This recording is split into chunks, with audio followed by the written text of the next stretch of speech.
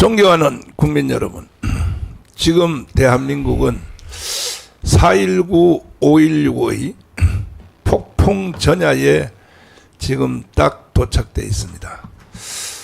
4.19로 갈 것인가, 5.16으로 갈 것인가, 이 선택이 지금 우리 앞으로 다가오고 있습니다.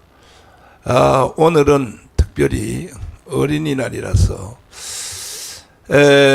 지금 우리 다 부모님들 그리고 할머니 할아버지들이 어린이들을 중심하여 오늘 하루를 살아야 되는데, 저도 지금 방송하기 오기 전에 우리 요셉이가 또 양멜이 전 애노이가 데리고 와서 어린이날 또 인사시키려고 왔는데, 이제는 애들이요 이 할비하고 할매를 싫어해요. 보니까 벌써 싫어가지고 어린이날이 보니까 제일 어린이날이 외로운 날이 뭐냐면 할머니 할아버지들이에요. 할머니 할아버지는 완전히 왕따 당해가지고 뭐 애들 한번 안아보려고 해도 냄새 난다 그러지. 예? 그리고 또 벌써 우리 요셉이도 오늘 아침에 1시간 반 우리 집에 와서 놀고 왔는데 핸드폰에 빠져가지고 나를 쳐다보지도 않아요. 그냥 핸드폰에 그 뽀로로인가 뭔가 그거 거기에 빠져가지고 그것만 틀어달라 그래. 그러니까 참 보니까 이게 세상이 돌아가는 문화가 이게 다른데, 오늘 공휴일인데 방송을 할까 말까 하다가 지금 4.19, 5.16을 앞두고 방송을 하지 않을 수 없어서 무거운 몸을 이끌고 오늘 왔습니다. 또 내가 오니까 또 두 장로님들이 또 안 오면 잘릴까봐 겁나가지고 김학성 교수님이 오셨습니다. 네. 예, 김학성입니다. 예. 네. 또 황윤선 장로님이 나오셨습니다. 안녕하십니까? 네. 일단은 김학성 헌법학자 예. 제1호인데 4.19가 일어날 때 헌법의 허락을 받고 4.19 했나요?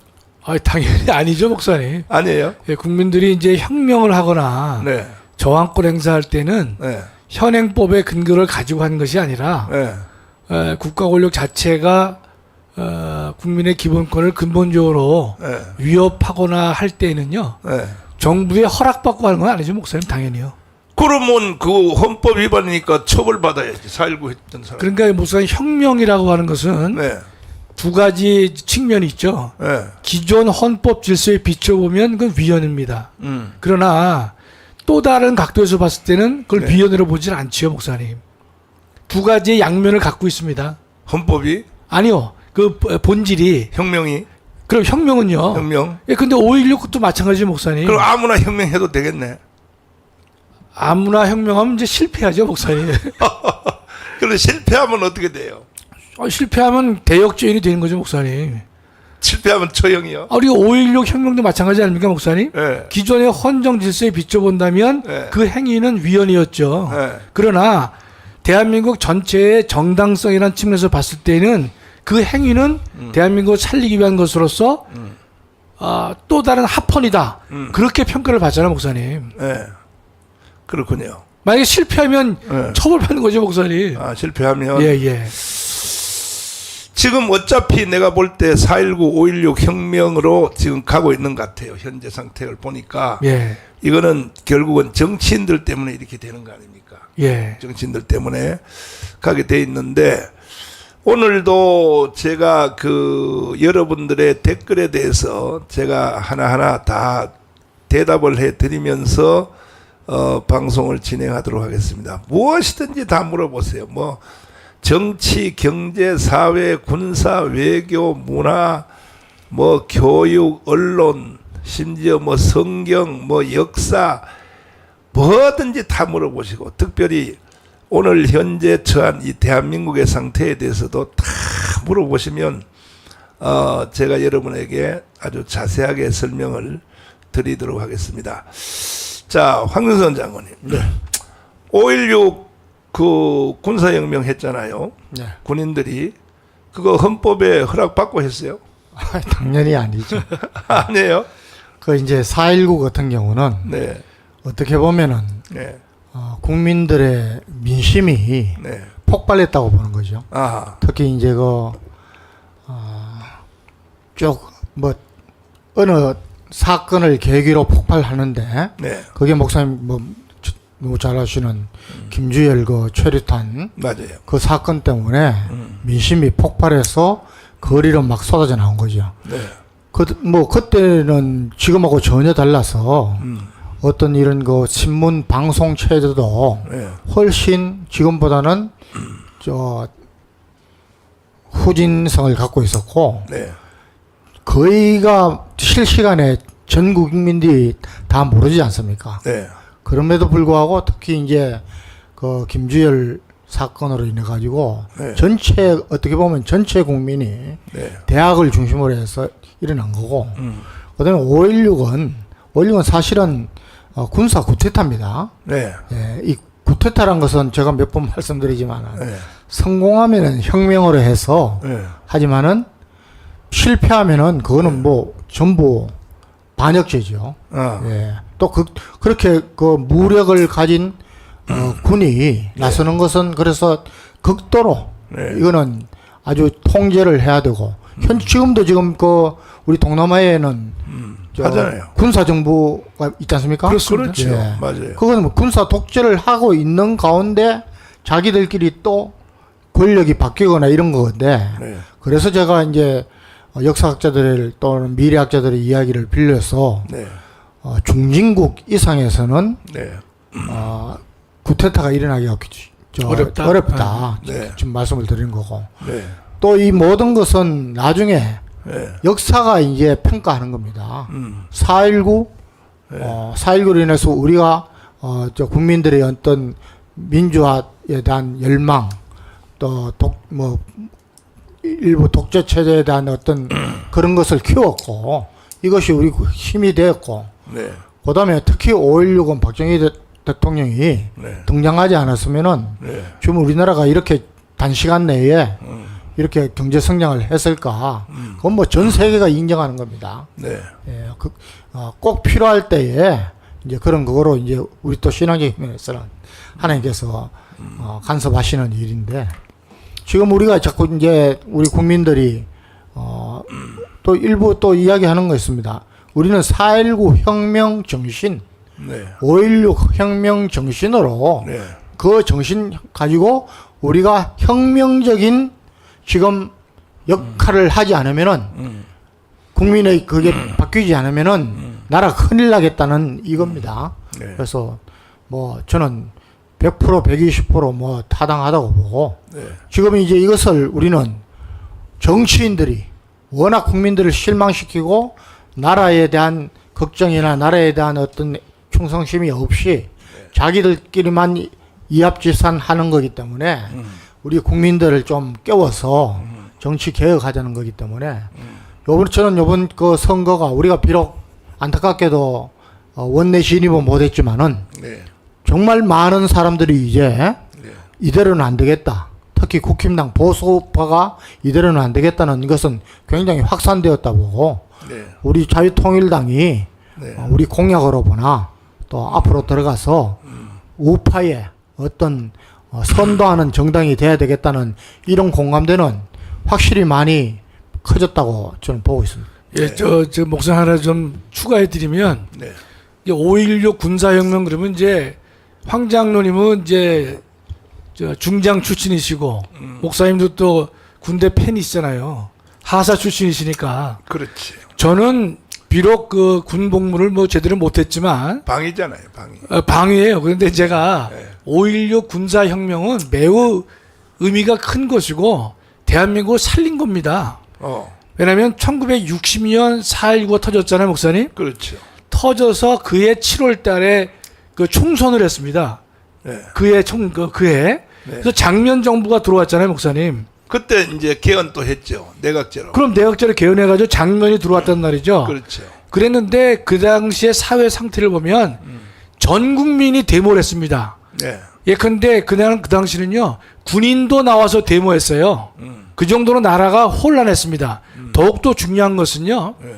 그 당시 1960년 8월 15일 날 김일성이가 통일 방안을 제시하거든요. 네. 목사님들 말씀하시는 연방제 통일 방안을 네. 그때 처음으로 김일성이 제안했어요. 그때는 고려 연방됐죠. 그럼요. 네. 그 1960년 8월 15일 날 남북 연방제를 하자. 근데 그 당시는 목사님 잘 아시다시피 북한이 우리보다 경제적으로도 잘 살았습니다. 72년까지. 72년까지 그렇지 않습니까? 네. 그러면 국방도 유리하고 네. 경제 체제가 유리했거든요. 네. 만일에 저는 이런 생각을 해요. 박정희 대통령이 5.16 혁명을 하지 않았으면요. 네. 대한민국은 거의 북한에 넘어갔습니다, 그때. 저 그렇게 봐요. 왜냐면 60년 8월 15일 날 김일성이가 연방제 통일 방안을 제시했고, 그 당시 남한의 학생들이나 지식인들이 뭐라냐면, 네. 가자 북으로, 오라 남으로, 그런 구호를 가지고 제하에서 데모를 많이 했습니다, 목사님. 그게 그러니까 이제 대한민국 상당히 위험했어요, 목사님. 그게 우리가 지금은 역사가 한참 지나서 실감이 덜 나지만 사실 그때 6.25 일어난 지 10년째 아닙니까? 그렇습니다. 예. 10년이니까. 예, 그럼 10년도 안 됐죠, 목사님. 네. 그리고 건국한 지 48년에 건국해 13년이야. 예, 예, 그렇습니다. 예. 13년 만에 이제 이 뭐 사회 변화가 뭐 급속도로 일어나게 됐는데 황교안 장군님. 네. 그 유일하게 세계 역사에 혁명, 쿠데타 역사에 한 명도 안 죽고 무열. 무혈 혁명이 이루어졌단 예, 말이에요. 무혈. 예. 전 세계에 그런 예가 없거든. 몇 사람이 더 죽게 돼 있거든. 네. 일단 총으로 죽게 돼 있는데 이 박정희 대통령이 그때 계급이 수소타죠. 별 2개잖아요. 사단장이죠. 예. 별 2개인데 이거는 또 지나가는 여담으로 장로님은 별 3개잖아요. 네. 3개인데 5.16 혁명 해야죠, 그러면.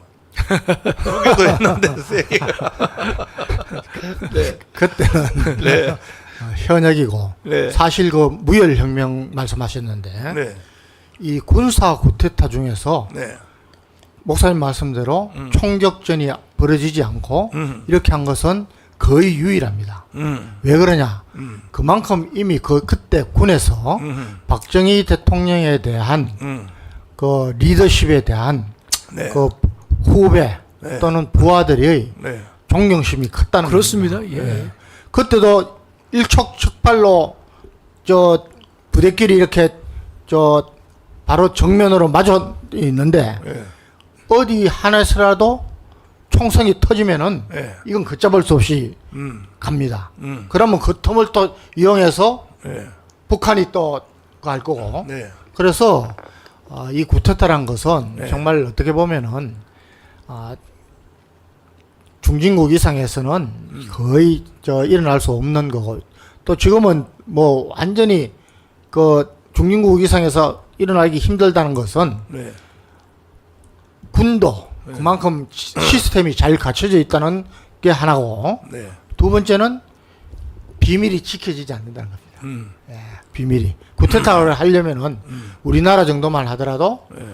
그 혁명에 가담하는 그런 그 부대 수로 따지더라도 상당한 부대가 있어야 되는데 네. 거기에 뭐 항상 제가 말씀드리지만은 우리 군은 여러 가지 기무, 헌병, 감찰 해서 여러 가지 그 복합적으로 시스템이 중복적으로 감시하고 있기 때문에 극히 어렵다는 거죠. 핸드폰 때문에 안 돼요, 목사님, 지금은. 핸드폰 때문에 또 될 수도 있어요. 일시에 동시에 전달 딱 할 수 있으니까. 근데 그거 핸드폰 때문에. 비밀이 새 나가죠, 목사님. 아니 장단점이 있어요. 핸드폰을 가지고 혁명을 할 수도 있고. 근데 박정희 대통령이 별 2개인데 그 위에 있잖아요. 예를 들면 뭐 장도영도 있었죠. 예. 그 다음에 또 그 위에 정일권이 있었잖아요. 정일권. 예. 정일권이 그때 육군 참모총장인가? 그때 그랬나요? 응? 정일권이 또 있었잖아요. 또 백선엽도 있었잖아요. 그 위에 뭐 별 3개짜리, 4개짜리들이 많이 있었잖아요. 예.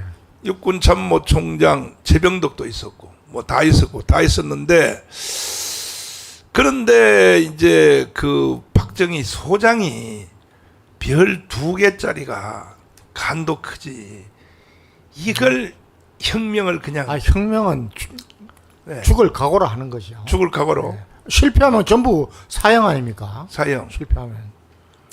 그래서 그 혁명의 그 박정희를 제일 측근에 도왔던 김종필이가 혁명하러 나가면서 아침에 잠자는 박영웅 여사를 향하여 그 조선일보의 그 해고록에 나온 거거든. 일면의 탑에. 맞습니다. 예, 일면 탑에 그렇게 나와 있어요. 그 조선일보에 김종필 그 인생 마감하면서 그 이번에 박근혜가 중앙일보하고 한 것처럼 그 이제 그 했는데,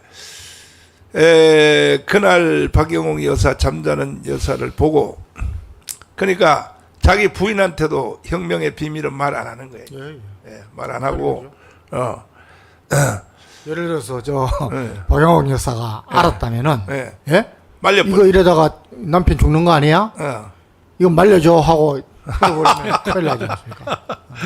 그리고 그래서 목사님 지금하고 또 다른 게 예, 그때 박정희 대통령이 투스타지만은 그 위에 있던 상급자들도 연령이나 이런 것은 거의 비슷했습니다. 아, 뚜렷하게 간 게 아니고, 왜냐면은 그때 만주 군관학교 뭐 이렇게 일본 저 육사하고 이렇게 해가지고 다 이게 비슷한 시기에 그 했기 때문에 지금처럼 뭐 탁탁 저 연령 서열 또 뭐 저 사관학교 뭐 임관 서열 예, 이런 것들이 좀 희미할 때고 저는 꼭 이제 이런 이야기를 하고 싶습니다. 왜 그러면 박정희 대통령이 예. 정말 그 부하들이 뭐 저 김종필을 포함한 예. 밑에 부하들이 죽음을 무릅쓰고 할 수 있었느냐? 그 중에 한 명이라도 야 이거 이러다가 이거 실패하면 내 죽지 않느냐? 이래가지고 밀고를 한다거나 하면은 못하는 거 아닙니까? 그렇지. 그래서 그 진정한 리더십은 뭐 계급이나 권위로 이렇게 하는 게 아니라 부하들한테 우선 존경받아야 됩니다. 그 옛날에는 우리 군에도 아주 뭐 호탕하고 이렇게 하면서 부하들로부터 좀 존경받는 데는 좀 그 부족한 분들이 많이 그 진급이 됐습니다. 그런데 지금은 그런 것들이 상당히 우리 저 현재 우리 군은 네. 클리어 돼 가지고 최소한 그래도 많이 걸러져서 올라가는 거고. 자, 그래서 박정희 소장이 별 2개인데, 그 이분은 남노당 출신이란 말이야. 네. 남노당에 한번 갔다 온 사람이란 말이에요. 박정희 대통령 형님 박상희가 대구 10월 폭동에 경찰한테 총격으로 죽었잖아요. 그리고 이제 그 박정희가 남노당으로 넘어갔단 말이에요. 그리고 여순 반란 사건의 뒤에서 배후 주동자로 잡혀가지고 사형 선고 받았단 말이에요. 사형 선고 받았는데 이제 백선엽 장군이 그 만주 공관학교 선배니까 그분의 도움으로 이승만 대통령한테 청구해서 박정희가 사실은 이등병으로 제대를 해서 사형 선고를 벗어나서 이등병으로 제도했다가 처음에 군대 들어갈 때는 문관으로 들어갔더라고요. 계급장 없이. 예. 이와 같이 뛰어난 만주 공관학교에서 1등을 한 일본 육군사관학교 1등한 사람을 이렇게 썩히면 안 된다. 다시 군대로 불러들여서 계급장 없이 그 대신에 지휘관 없이. 그래서 박정희 대통령은 사실은 그 6.25 일어날 때까지도 주요 보직을 못 맡았더라고요, 보니까. 맞습니다. 네. 한번 의심을 받아가지고, 저 남노당에 해서. 그리고 김종필의 그 회고록에 보면은 거기 심각한 내용이 나와 있는데, 박정희가 진짜 전향을 했냐 이거지. 이제 남노당에서. 이걸 놓고 6.25가 딱 일어났을 때, 김종필이가 박정희를 감시를 했다는 거야. 박정희하고는 그게 그 박영옥 여사가 처족한 거 그렇죠. 처족하죠. 예, 예. 박광록 여사 김종필 부인이 박정희의 형님 형의 딸. 빨갱이 형님 친딸이잖아, 친딸. 예, 그럼요. 예, 친딸이니까 그 얼마나 그 가까워요. 그런데도 이게 사상이란 건 무서운 거야. 김종필이가 의심을 했다는 거예요. 정말로 전향을 했는지. 그래서 6.25가 딱 일어나서 스스로 한강을 건너면 이 박정희는 전향했다. 만약에 한강을 안 건너고 북한군 쪽으로 가면 이거는 전향 안 했다 해서 김종필이가 가만히 감시를 해봤다는 거야. 해봤더니 한강을 건너더라는 거야. 그래서 그때부터 김종필은 이 박정희는 전향한 것이 확실하다 해서 결국 5.16 혁명을 일으키는 그 가장 측근의 동지가 되었는데 5.16 혁명 일으킬 때 나갈 때 박영옥 여사를 향하여 잠자는 나는 오늘 나가면 죽는다. 끝난다 인생. 좋은 남자 만나서 한 세상 잘 살다 오너라. 이렇게 말을 하고 나갔다는 거야. 그러니까 혁명의 각오라고 하는 것이 이게 함부로 혁명하는 게 아니다는 거죠. 목숨 걸고 가는 거니까 목사님. 목숨 걸고요. 그럼요. 예. 내가 지금 이렇게 서서히 이렇게 쪼여 들어가는 이유는 지금 어차피 5.16과 4.19 혁명은 다가오고 있어요. 근데 그 주체가 누가 될 것인가? 학생들이 다시 해줄 것인가? 내가 볼 때 오늘날은 학생들이 못할 것 같아요. 학생들은. 학생들은 막 다 기집애들한테 빠져가지고 그냥 막 햄버거나 먹고 다니고 뭐 이러니까 뭐 4.19 혁명을 뭐 학생들이 해줄 것이다. 이건 전혀 불가능하고 그 다음에 군인들이 할 것이다. 군인들도 못합니다. 왜냐하면 요즘은 하도 군인들이 뭐 그 헌병대도 있고 또 그 감시하는 체제가 또 뭐 있어요. 또 기무사도 있고 또 감찰. 감찰도 있고 뭐 크로스 체킹 3중 4중으로 저 장로님 사단장 할 때요. 예. 서울에 어디 볼일 보러 간다 그러면 그때 사단장 할 때는 그 기무사 담당이 계급이 뭐예요? 사단장 할 때는 사단 기무부대장은 중령입니다. 중령이죠. 예. 중령한테 보고하고 나가요. 무슨 보고? 서울에 갈 때. 보고 안 하는데 예. 예를 들어서 출장이나 가고 하면은 예. 옵니다. 사전에. 미리. 예, 와서 어. 요번에 뭐 특별한 게 있습니까? 아하. 이야기해 주죠. 이야기를. 예. 요번에는 아무것도 없어. 그리고 어. 문제는 예. 예. 부관 포함해서 예. 저도 부관을 해봤으니까요. 예. 부관 포함해서 예. 운전병, 예. 당번병은 아.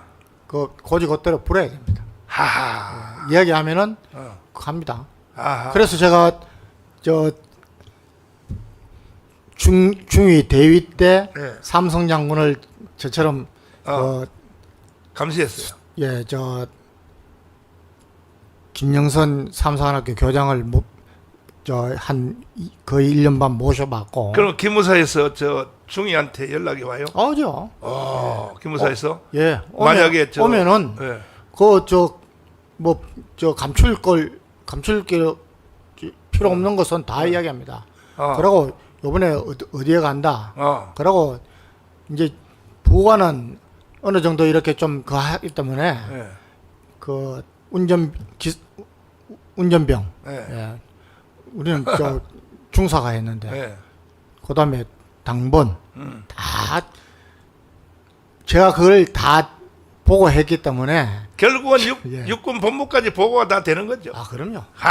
그다음에 군단장 하실 때는 그 계급이 그 기무사 계급이 뭐예요? 기무대장 대령입니다. 대령이구나. 헌병대장도 대령. 직할 부대장들은 다 대령입니다. 대령이구나. 예. 그럼 그 사람들은 뭐 감시 더 잘하겠지 뭐 또. 그럼요. 우리 군단장님이 어디 가서 딴 여자하고 뭐 하룻밤 자나. 그래서 저는 네. 저 이제 좀 우리 네. 동기들이나 다 이제 저를 아는 사람은 이제 아는 게 음.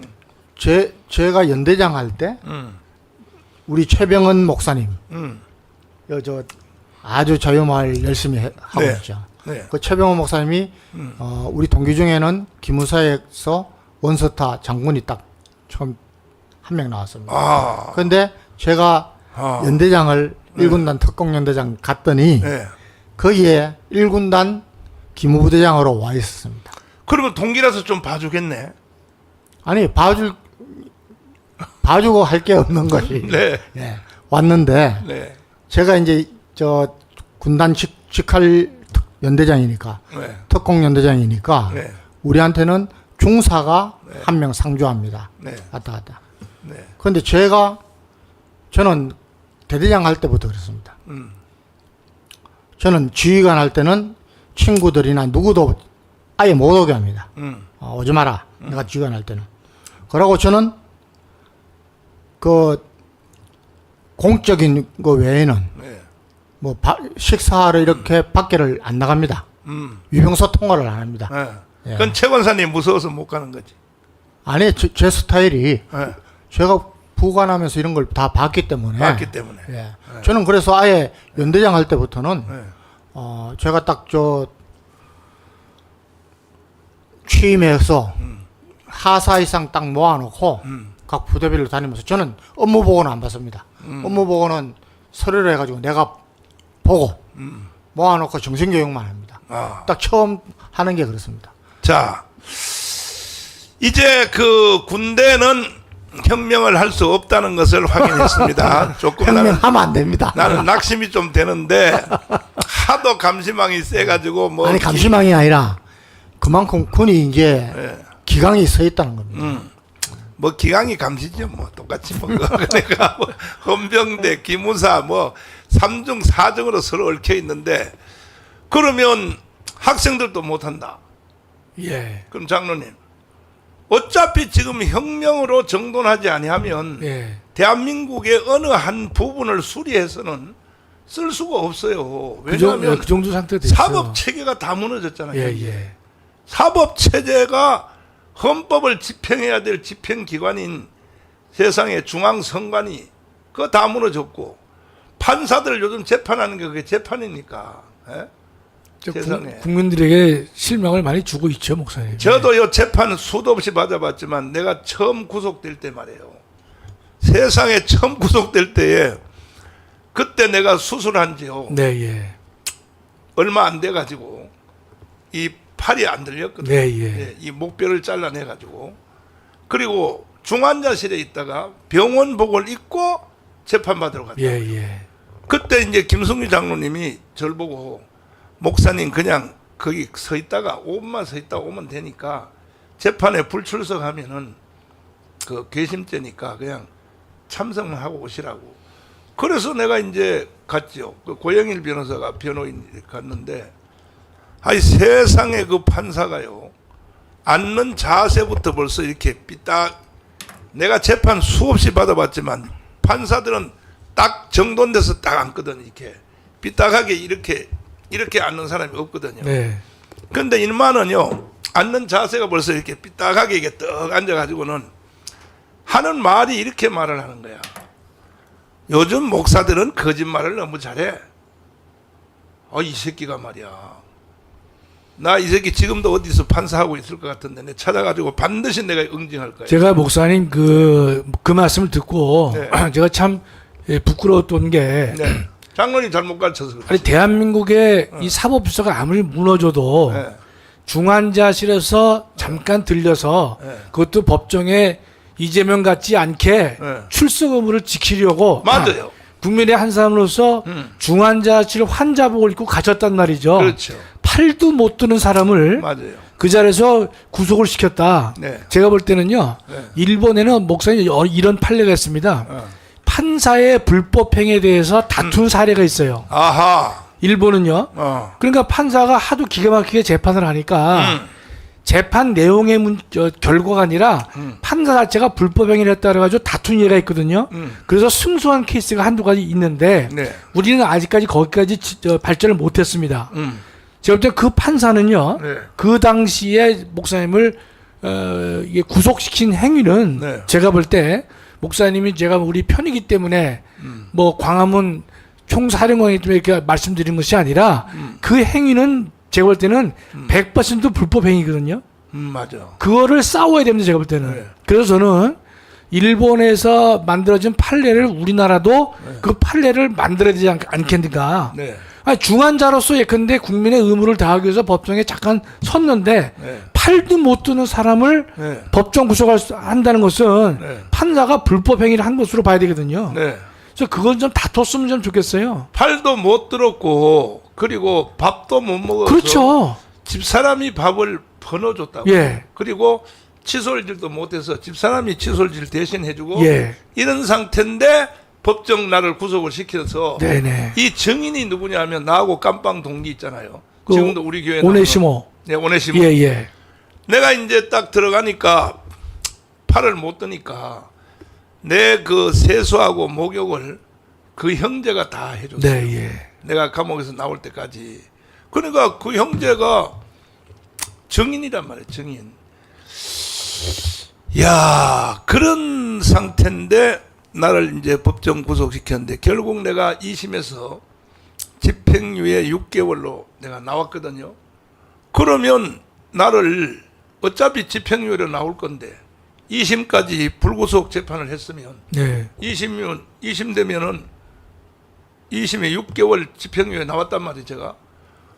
그러면 내가 거기서 저 동부구치소에 지금 우리 애들도 갇혀 있는 바로 거기에서 내가 2달 팔도 못 쓰고 이런 상태에 있었는데 이 책임은 그 판사가 져야죠, 목사님. 져야죠. 예, 예. 근데 이건 이렇게 생각해요, 목사님. 네. 그 목사님이 그 집행유예 받은 사건에 옳으냐 그러냐의 문제는 변론입니다. 그렇지. 변론이고 네. 목사님을 법정 구속할 이유가 있었느냐? 요게 다른 사건이거든요, 목사님. 그러면 목사님이 팔을 못 드시고 이제 손을 못 드셔가지고 식사도 못하고 양치도 못하는 거동이 매우 불편한 중환자라면 그 사람을 병원에다가 다시 보내서 병원에서 치료를 받게 하는 것이 옳은 것이지 그 상태에서 법정 구속을 시켰다고 하는 것은 제가 볼 때는 명백하게 판사의 불법 행위입니다. 제가 볼 때는. 그때의 제가 구속이 된 제목이요. 네. 전국에 문자 메시지 보냈다는 겁니다. 예, 예. 그것이. 네. 근데 그 후에 내가 이제 나중에 또 구속이 2번 됐잖아요. 네. 2번 됐는데 그거는 문자 메시지는 더 심한 거 보냈거든, 내가요. 근데도 다 무죄가 됐거든. 네. 그러니까 난 이거 반드시 난 재심 한번 해보려고 그래. 그렇죠. 예, 근데 네. 지금 목사님 다 이 행위가 네. 문자 메시지를 보낸 행위로 그것이 위법이다 아니다 네. 따지는 거잖아요. 네. 사람을 죽였다든지 폭행을 했다든지 그런 행위가 아니거든요. 선거법으로. 선거법으로 문제가 된 거 문자 아닙니까? 메시지 보낸 것이 선거법이라 이거야. 그러니까 문자 메시지 보낸 게 선거법 위반일 수도 있고 아닐 수도 있겠지만 근데 그보다 더 심한 내가 황교안에 대해서 있잖아요. 예. 보낸 것은 다 나중에 무죄가 됐거든. 예, 예. 그러면 같은 사건을 가지고 더 경미한 것은 집행유예를 하고 더 심한 것은 제가 그 황교안에 대해서 발언한 건요. 제가 생각해도 정말 위험 수위를 내가 그때 4.15 총선에서 4년 전이죠. 예, 예. 그때 우리가 지면 나는 그때 벌써 위기감을 느꼈어요. 대한민국은 없어질지도 모른다. 그래서 내가 새로 구속될지라도 나는 한다 해가지고 가문 광장에서 우리는 자유우파를 황교안을 대표로 세웠으므로 그때 황교안이가 당 대표 아닙니까? 네, 예. 황교안을 중심으로 4.15 총선에서 꼭 이겨야 된다. 그걸 포함해서 경주에서 그 다음에 구리에서 전국에 다니면서 심지어 막 내가 경주에서는 뭐라 그랬냐. 아니 이 경상도 새끼들아 전라도를 봐라. 전라도는 자기들이 100% 찍는 거와 동시에 서울에 있는 말이야 자식들, 사위들, 며느리들 전화 다 해가지고 전라도에 있는 사람들은 무조건 다 찍으라고 이렇게 교육을 하는데 경상도 이 보리뭉댕이 같은 새끼들은 니들은 말이야 왜 그런 교육을 안 하냐고 내가 이게 이제 또 선거법에 걸렸거든. 네, 예. 그걸 포함하여 뭐 수도 없어요. 그런데 네. 이게 76개가 다 무죄가 됐단 예, 말이에요. 예. 그러니까 내가 처음에 집행유예 2년 그 한 거 고등법원에 가서 한 거하고 그 후에 내가 발언한 거하고는 비교가 난 목숨 걸고 했으니까. 예, 예. 근데 다 무죄가 됐거든요. 예, 예. 그러니까 나는 이거 재심을 한번 해봐야 될 거예요. 그러니까 목사님, 네. 그 재심하시는 것은 변론이고 네. 중요한 거는 목사님을 법정 구속시켰다는 거예요. 네. 그 중환자를 그렇지. 그 자체가 별개의 사건으로서 판사가 위법행위를 했다는 거예요, 목사님. 위법행위 했다. 그러니까 그 재판에서 뭐 집행유예가 됐다, 뭐가 됐다는 별개의 문제입니다, 목사님. 그거 따지는 게 아니고 목사님의 몸 상태를 놓고 봤을 경우에 과연 법정 구속을 시킬 만한 사유가 명백하게 아님에도 네. 판사의 재량권을 명백하게 넘었기 때문에 네. 그 불법 행위를 우리는 네. 책임을 물어야 한다 이 뜻이에요, 목사님. 좋아요. 나 용기를 얻었어요. 나 반드시 그 책임을 물어야 합니다. 반드시. 네. 목사님 팔을 못 드시고 그렇죠. 이 세수도 못 하고 맞아요. 그다음에 식사도 못 하시는 맞아요. 중증 환자잖아, 목사님. 그렇죠. 그런 사람은 판사가 네. 그래도 법정에 나왔잖아, 목사님. 네. 이재명이는 법정도 안 나왔잖아요. 목사님 법정에 나오신 이유는 뭔가면 대한민국 국민의 한 사람으로서 재판을 사법부를 존중하기 위해서 그 힘든 몸을 입고 나가신 거란 말이죠. 그때에 내가 이제 고등법원에서 2심에서 집행유예 6개월을 받고 나왔잖아요. 예. 나온 뒤에 내가 그때까지도 팔을 못 떴다는 증명이 뭐냐 하면 예. 그리고 내가 이제 청교도 영성훈련 나하고 같이 30년 동안 같이 해온 사람들에게 내가 마지막 고별 설교를 해야 되겠다. 나도 마무리를 짓고 이제 죽든지 말든지 난 이제 오래 살 생각을 못 했으니까 그 실천 수양관에 이제 모았어요. 그래서 한 1000명이 모였어요. 목사님들이 모였는데 내가 칠판을 놓고 이제 내가 칠판 설교 하잖아요. 네, 예. 하는데 내가 팔이 안 들려서 쓰지를 못하는 거야. 그래서 앞에 있는 그 이용성 목사님과 누군가가 앞에 나와서 이거 이렇게 쓰시라고 그래서 대신 칠판을 써주고 말로 내가 설명을 했다고. 그때까지도 팔을 못 든 거야, 사실은. 네. 그래서 그 판사는 목사님 지금도요. 네. 제가 볼 때는 그건 판사의 불법 행위라고 저는 확신해요, 목사님. 네. 그거 다투셔야 됩니다. 자. 다퉈서 판사가 잘못했을 때도 처벌을 받을 수 있다는 사실을 네. 우리나라에도 사례로 남길 필요가 있어요, 목사님. 근데 그거보다 더 나쁜 판사가 누구냐 하면은 예. 이재명을 불구속한 판사 있죠. 예. 이놈은 어떻게 해야 돼 이거? 저는 그래서 목사님 속이 터집니다. 속이 터져. 속이 터져. 제가 한동훈이를 이제는 제가 욕을 할 수밖에 없는 게 네. 이게 참 웃기는 놈이 영장 그 판사가 3명이에요, 목사님. 아니 이거 듣는 사람은 처음 들으니까 경위를 말하자면 이재명은 국회의원이잖아요. 네. 국회의원이니까 국회에 불체포 특권이 있죠. 불체 특권이 있죠. 예. 근데 국회한테 투표를 붙였잖아요. 예. 붙였더니 민주당 안에서도 이 사람은 구속해야 된다. 체포 동의가 됐어요. 체포 동의 됐죠. 그렇습니다. 한 40명 가까이가 그렇습니다. 반란표를 예, 일으켜서 예, 예. 근데 이번에 아마 그 사람 공천 다 못 받았어요. 다 못 받았죠, 당연히. 그래서 이제 결국은 재판에 이제 가게 됐는데 그러면 당연히 국회에서까지 구속하라고 동의가 된 상태면 네, 예. 판사가 구속해서 재판해야 될 거 아닙니까? 맞는데, 목사님. 네. 판사가 3명밖에 없어요. 영장 전담 판사가. 그렇지. 그러면 한동훈이가 정신이 있는 놈이라면 알죠. 딱 보면 성향을 알잖아요. 그렇지. 예. 유창훈한테 가면 안 될 수도 있다. 근데 김학상한테 가면 될 것이다. 그 정도는 분석해야 되잖아요. 다 알지. 30명이면 몰라도 3명이란 말이죠. 그러면 그 판사의 순서가 있단 말이죠, 목사님. 그럼 거기에 맞춰서 해야죠. 이재명을 구속했으면 지금 총선에 이런 결과 나오겠어요, 목사님? 나라가 두동강 난리가 없어요. 네.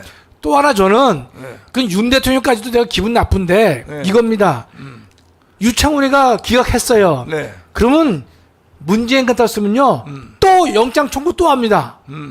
아니 영장청 왜냐면 보완해가지고 그렇지. 또 청구하는 거예요. 그렇지, 그렇지. 그러면 유창훈이가 못한단 말이죠. 네.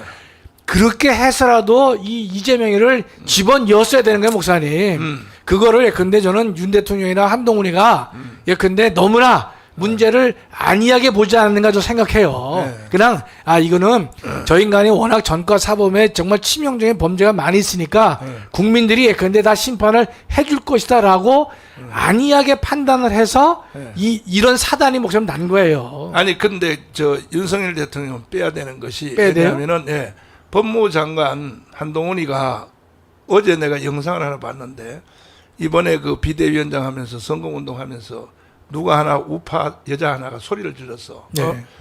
왜 이재명과 조국을 구속시키지 않았냐 예. 하고 막 소리를 지르니까 사과를 하더라고. 내가 그 법무부 장관의 총책임자로서 그것은 대단히 죄송하다고 생각한다. 사과를 하더라고요. 그러니까 결국은 그놈이 안 한 거야. 이 한동훈 이놈이 안 한 거야. 전 그래서 지금 다 끝난 얘기지만 그 민정수석을 폐지한 것도 좋은 뜻으로 폐지하셨지만 맞아. 민정수석이 없다 보니까 경찰, 검찰, 국정원, 국세청에 대한 연결고리가 없어진 거예요, 목사님. 그것도 그렇고 제2부속실도 그렇고. 그렇습니다. 어. 그러니까 유창훈이 그 문제도 네. 아니 판사 3명 성량이 있다면 네. 어떤 일을 써더라도 이 얘를 구속시키지 않으면 안 될 거라 생각하면 날짜를 봐서 해도 되잖아, 목사님. 자, 그러면 속이 터져요, 목사님. 그거 그렇죠. 뭐. 그러면 이제 나를 재판했던 판사 네. 그놈도 이제 문제. 그다음에 또 이재명 불구속한 그놈도 문제. 예. 그다음에 이제 조국을 2심에서 2년 실형을 때려놓고 왜 구속 안 합니까? 아휴, 근데 이게 네. 어. 세상에 2심까지 유죄가 되면 어. 100% 목사님 구속시키잖아요. 그렇지. 근데 이제 그게 김명수가 네. 대법원의 예규를 바꿨어요. 네. 김명수가. 어. 그러니까 2심에서 이제 유죄가 된다 하더라도 실형이 선고되더라도 네.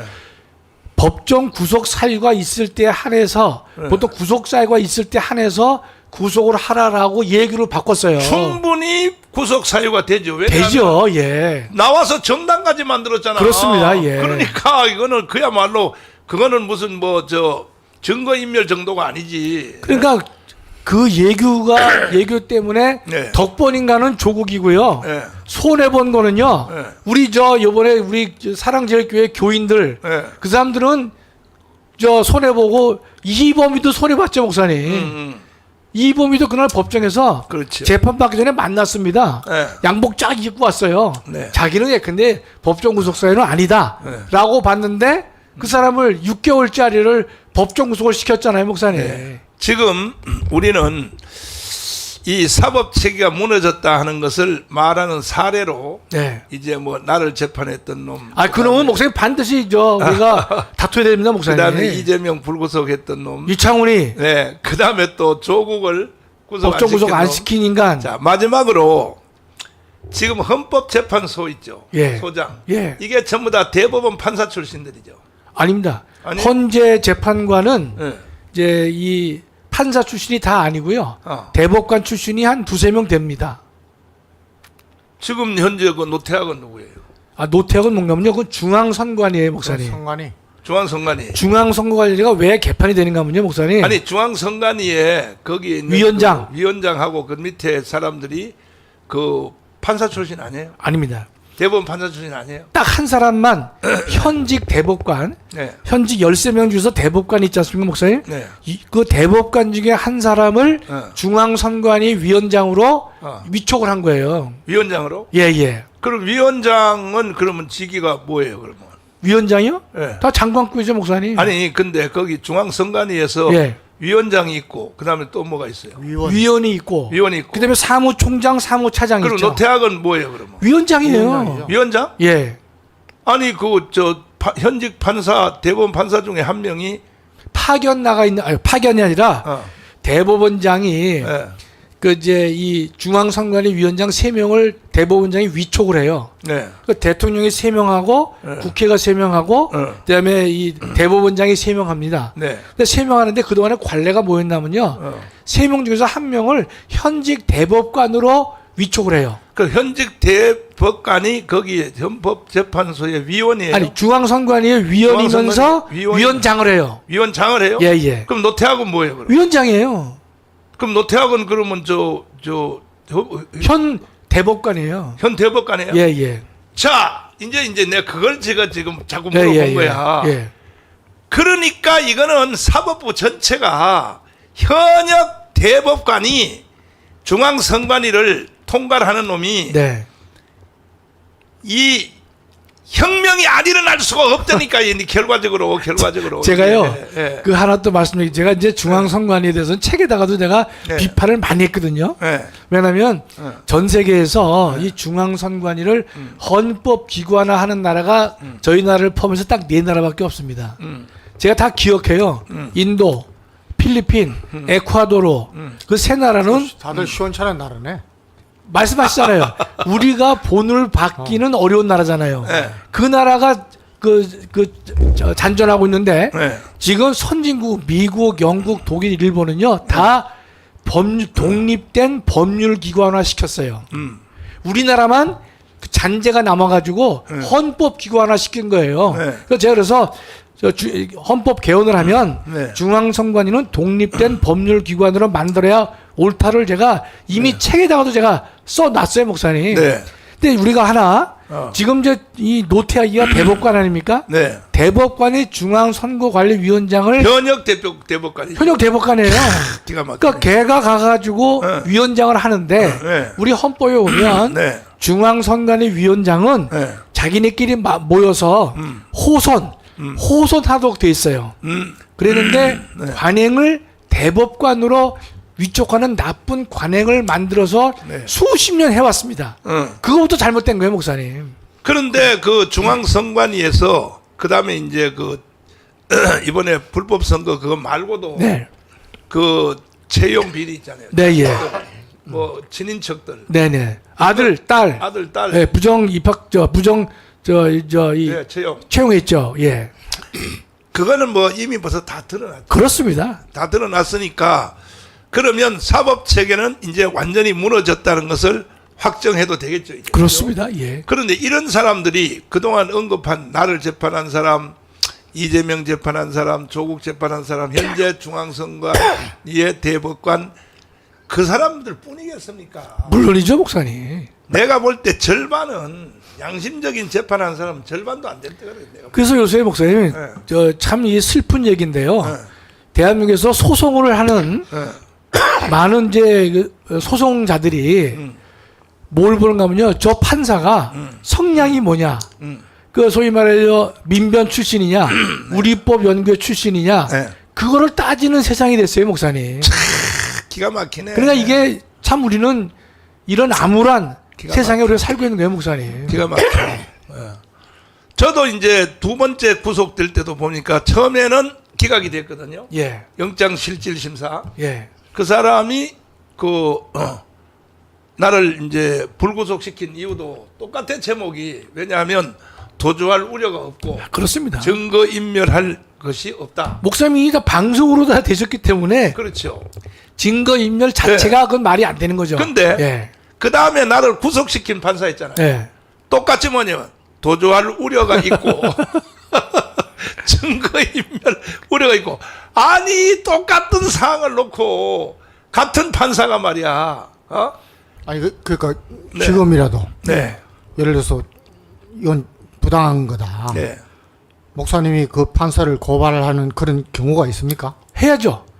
저는 더 될 수 있다고 보는 게 그 목사님을 그 중환자의 몸인데도 그러니까. 법정 구속시킨 거 판사가 그건 전 직권남용의 이상을 했다고 생각해요. 그렇기 때문에 직권남용죄와 동시에 손해배상 액수를 목사님이 몇 억 청구해야 됩니다. 아 좋아 내가 그 사람 찾아가지고 그러면요, 일본에 판례가 있어요. 판사가 그 이 재판의 결과에 대한 문제와 별개로 조금 전 같은 그런 행동을 취했단 말이죠. 그래서 판사를 상대로 손해배상을 청구해서 이긴 사례가 일본은 있습니다. 자. 난 왜 그런 이야기를 하냐면 예. 네. 옛날에 전부 4.3 사건, 예. 네? 그다음에 이런 거 여순 반란선 건 예. 개판 전부 그 판사가 해서 끝났다 이거예요. 네. 그런데 만약에 재심했잖아요. 지금 전부 해가지고 거의가 무죄되죠. 95% 이상이 다 무죄래 이거죠. 예, 예. 맞아요. 그러면은 네.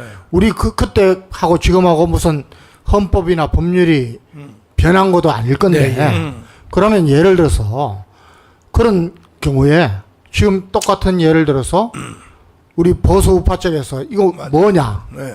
고발을 하면은 그때 그러면은 저 판사 네. 또는 요번에 한 사람 누가 그거 했는지를 따져가지고 이건 국민 세금으로 보상하고 하는 거니까 그 판사한테 지금 예를 들어서 뭐 저 손배를 때리든지 네. 이런 제도가 있어야 판사들이 신중하지 않을까요? 근데 장님 그거는 지금 목사님 사건하고 다른 얘기예요. 네. 왜냐면 그 이제 재판에서 재심을 이제 무죄를 했단 말이죠. 그건 다른 방법으로 원상 회복을 시켜야 되는 건데 목사님 사건은 이거예요.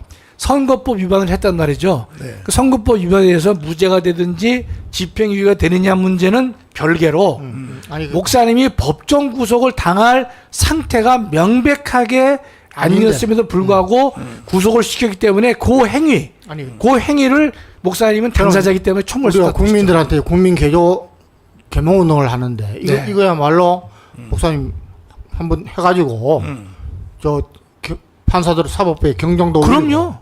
그럼요. 저 뭐야 손배소 받아내야지. 제가 그건 목사님 네. 오늘 처음 말씀드린 게 아니라 제가 처음 그 말씀 들었을 때 제가 너무 창피했어요. 대한민국의 법조계가 아무리 썩어도 팔을 못 두는 중환자를 법정 구속을 시킬 수가 있느냐. 네. 그래서 제가 이건 반드시 이 법적 책임을 물어서 이 선례를 만들 필요가 있다라고 전 예전부터 생각했거든요, 목사님. 양쪽 팔 다 못 들었어. 그러니까요, 목사님. 그래 지금도 내가 걸음이 불편하잖아요. 예.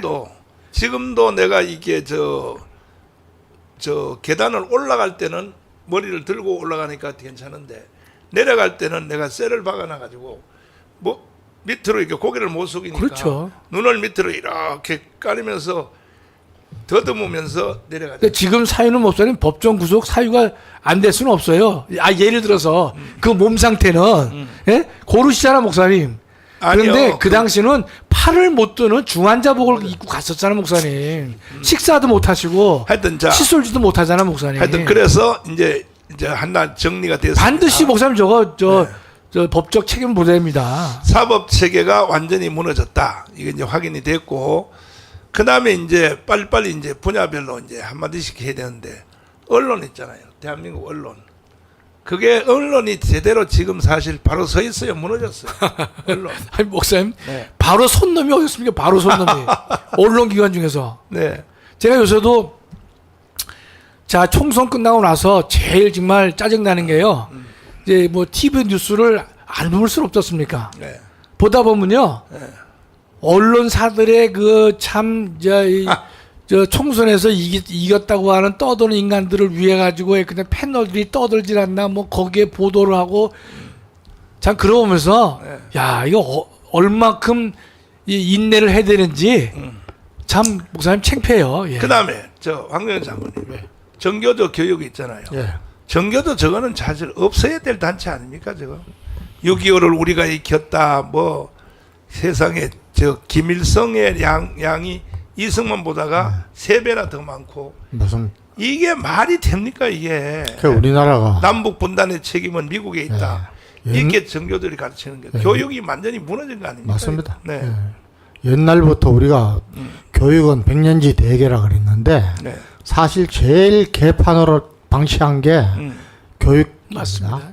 정교조라는 게 태동해서는 안 되는데 거기에 대해서 특히 다수의 교사들이나 네. 또는 교육계가 이제까지 방관하고 있었던 게 가장 참 부끄러운 일이고 저는 그런 의미에서 이번에 부정선거에 대해서 네. 정교모 있지 않습니까? 아마 정의구현을 위한 예, 예. 저 교수 예. 모임이라고 하는데 정교모가 그게 인원도 뭐 아주 몇천 명 되더라고요. 네, 한 7,000명 돼요. 예. 네. 이번에 들고 일어났다는 것이 조금 이제 희망적이라고 봅니다. 그래서 정교조는 저는 사실 우리 언론이나 우리 보수 우파에서 역사를 왜곡하고 가리키는 것은 철저하게 사법 처리를 하고 정교모의 이제까지 뭐 폐해에 대해서 자꾸 국민들한테 이야기를 해서 지금 정교모 저 숫자는 점점 줄어듭니다. 예, 줄어들기 때문에 젊은 세대는 거기 안 들어갑니다. 한 2만 5천 명. 예, 지금 그런 남았어요. 거인데 그래서 여기에 대해서도 사실은 우리 우파가 너무 싸우지 않습니다. 맞습니다. 예. 그게 문제입니다. 자, 그다음에 김학성 장로님, 네. 정치 무너졌어요, 안 무너졌어요? 이제 분야별로 이제 하나씩 보세요. 지금 짓고 무너진 정도가 아니라 개판 아닙니까? 개판. 아니 저는 우리가 이번에 네. 이재명이를 그렇게 맹목적으로 충성을 맹세한 네. 그런 인간들만이 공천을 받았음에도 불구하고 국민들이 찍어줬잖아요, 목사님. 아니 그러니까 이낙연 같은 경우는 근데 지금 너무나 민주당이 이재명 사당화가 됐기 때문에 네. 이래서는 안 되겠다. 네. 그래서 소리를 질렀지만은 깃발을 들었지만은 네. 따라간 사람도 없어요, 목사님. 그만큼 이재명이 편에 붙어야만 내가 4년간 정치 생명을 연장할 것이다라고 믿고 있기 때문에 거기에 아부한 인간들이 다 정치꾼들이기 때문에 네. 정치가 망한 거는 목사님 너무나 뭐 분명하잖아요. 그다음에 이제 그다음에 사회 네. 민노총 있잖아요. 민노총이 이게 사실 그게 헌법을 지킵니까 그 사람들이 민노총? 당연히 안 지키고 있죠. 그럼 또 민노총은 도대체 왜 저렇게 떠드는 거예요 도대체가요? 그러니까 우리가 목사님 아시다시피 네. 노조라고 하는 것은 네. 노동 조건의 유지 개선, 그렇지. 그렇죠? 네. 노동 조건의 유지 개선을 해달라고 이 권한을 준 것이 노조 아닙니까? 네. 근데 민노총이 네. 노동 조건의 유지 개선을 넘어서 네. 사회 대전환을 하겠다. 아, 국가보안법 폐지하라. 예? 이런 식의 또 주한미군 철수하라. 그렇지. 주한미군 철수하고 근로조건의 유지 개선하고 무슨 관계가 있습니까? 그런데도 다 내버려두고 방치하고 정치인들도 거기에 협력하고 언론도 협력하고 하다 보니까 민노총이 무소불위의 단체가 돼버렸잖아요, 목사님. 네. 참 대한민국의 암적인 존재가 민노총 아니겠습니까? 네. 자, 황교안 장관님. 예. 지금 이 눈치 빠른 대기업들이 자본들이 지금 미국으로 예. 삼성은 저 텍사스로 예, 예. 또 현대는 어디 아들 있는 데 있잖아요 그쪽에 아, 조지아주. 조지아 예. 그쪽으로 예. 다 갔고 SK 또 뭐 다 대기업이 자본들이 다 미국으로 이동을 하고 있고 기업가들이 굉장히 빠르거든요. 이 눈치가 이 대한민국에 여기다가 중심을 뒀다가는 이게 반드시 연방제로 넘어간다. 이래서 이제 이렇게 하는데 1년에 비트코인을 2조씩을 빨아간단 말이에요. 북한이. 이게 사실은요. 문재인 때 막아야 되는 거거든요. 사실. 근데 문재인이가 오히려 길을 열어줬다고 봐요. 내가 생각할 때. 네? 장로님 어떻게 생각하세요? 거기에 대해서. 1년에 2조씩 빨아가 비트코인을. 맞습니다. 북한의 해킹 부대가 네. 벌어들이는 수익이 아니면은 굉장히 어려울 겁니다. 그렇죠. 어렵고, 이제 이것도 마찬가지인데, 저는 근본적으로, 제가 지난번에 이재용 문재인 정권 때 감옥 들어가고 할 때, 네. 제가 어느 방송에 여기 오기 전입니다. 내가 이재용이라면은, 예? 재산의 3분의 1만 남고 날아간다 하더라도, 싹 털고, 미국이나 딴 데 간다. 다시 시작해도 충분히 할 수 있다. 맞아. 그러니까 우리 지금 이제까지 우리 지식청 네. 뭐 교수들을 포함한 지식청이 이런 용감하게 싸우지 못한 것처럼 우리 특히 중소기업은 뭐 차지하고라도 대기업이 네. 자기들을 지켜주는 것이 우리 보수 우파인데 네. 미국은 이 보수 우파 정당 공화당과 민주당도 마찬가지지만은 싱크탱크가 굉장히 많습니다. 그렇죠. 그러니까 미국에는 우수한 싱크탱크가 전부 우파 기업인들 재벌들이 다 합니다. 우리는 그런 게 없습니다. 보수 우파에 대해서 예를 들어서 저는 우리 대기업 중에서 우리 자유통일당이나 네. 우리가 애국운동하는데 네. 정말 암암리에 암암리에라도 도와주는 거 있습니까? 없지 않습니까? 이런 데가 문제가 있는 거죠. 예, 저쪽 저 시민단체 또는 좌파는 성가시게 구니까 거기는 돈 많이 그렇습니다. 지원합니다. 예. 예. 입을 막으려니까. 특히 예. 이런 것들이 지방에 가면은 지방지하고 엄청나게 많습니다. 그래서 이런 것을 근본부터 우리 대기업들이 자기들을 지켜주는 우파 정권, 우파 당, 우파 시민단체를 키우고 이렇게 하면은 네. 자기들이 좋거든요. 네. 조금 전에 여기 댓글 하나가 똑같은 타령만 계속한다 이렇게 이제 말씀하셨는데 그 이유가 있어요. 이게 나도요 같은 방송을 똑같이 하는 것이 힘들어요. 힘든데 내 지금 핸드폰에 오늘 온 여기 메시지 한번 보세요. 이거 한번 비춰보세요. 나한테 온 메시지 보세요. 이 메시지가요. 내가 방송을 통하여 수도 없이 말했던 말을 또 물어봐요. 이렇게 계속 물어봐 나한테. 그래서 이 방송을 총정리하기 위해서 계속 이렇게 하는 겁니다. 그러니까 이 방송을 성실하게 듣는 사람들은 좀 지겨울지 몰라도 이게 방송 안 듣다가 모처럼 한번 또 툭 들어와가지고 들었다가 이렇게 나한테 메시지를 보낸단 말이에요. 이게 보면요. 속된 말로 김밥이 옆구리 터지는 것 같은 이런 질문을 해요. 나한테. 계속 해요. 이런 질문을. 그래서 이런 질문을 내가 또 대답하기도 힘들고 이걸 참 새벽부터 일어나서 이것도 답장 안 해주면 또요 막 그래요. 정광훈 처음보다 교만해졌어. 또 이래요. 나한테 교만했다고. 그래서 내가 그것도 또 대답을 또 해줘요. 교만하면 내가 내 이름으로 대고 하지. 그럼 뭐 따로 내가 김정곤 조영기 목사님을 앞세워서 합니까? 그랬더니 나중엔 또 죄송합니다. 또 이렇게 와요. 그러니까 이런 말들을 계속 하기가 너무 힘든 거야. 힘든데 그러면 결국은 대한민국의 전 체제가 다 무너졌다고 봐야 되는데 이제 해결책은 뭐냐? 이제는 정상적인 방법으로는 불가능하다.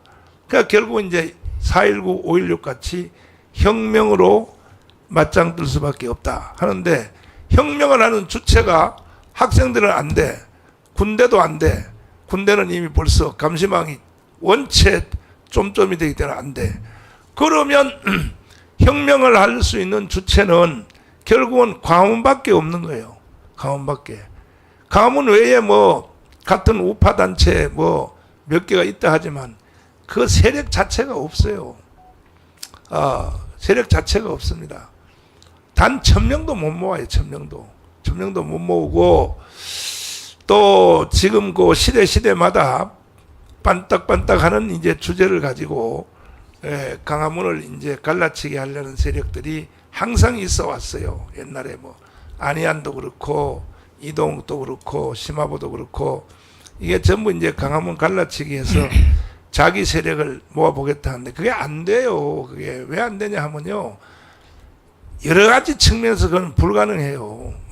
지금도 또 몇 가지 또 일어나고 있는데 지금은 또 부정선거라고 하는 이슈가 이제 국민들이 막 공분이 일어나니까 막 부정선거 대책위원회가 막 생겨나고 있어요. 막 조직이 일어나는데 그거요.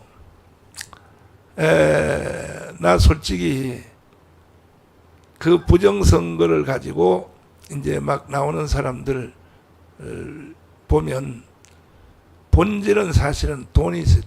돈 거들라고.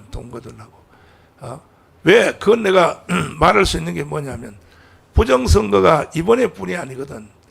전번에도 4.15 4년 전에도 부정선거 했거든요.